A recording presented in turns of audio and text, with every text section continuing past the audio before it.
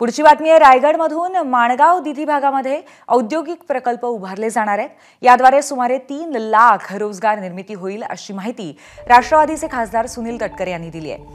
केंद्र आणि राज्य सरकारच्या उद्योग विभागामार्फत 4000 एकरवरती औद्योगिक वसाहत प्रकल्प उभारला जातोय। यासाठी सुमारे 1865 कोटी रुपये खर्च होणार आहेत।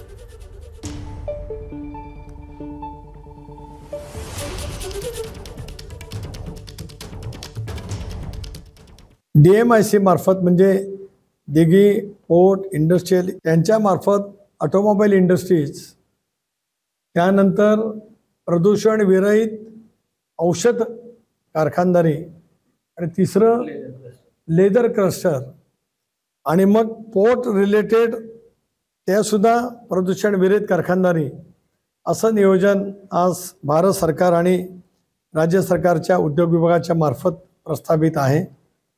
हे जवळपास 1800 कोटी रुपयाच्या पहिल्या टप्प्याच्या कामाला लगेचच सुरुवात होईल। त्याचे 100 कोटी रुपयाचं अनुदान जे भारत सरकारचं लेदर पार्कला आहे ते सुद्धा आता आपल्याला त्या ठिकाणी उपलब्ध झालं आहे। ABP माझा, उघडा डोळे बघा नीट।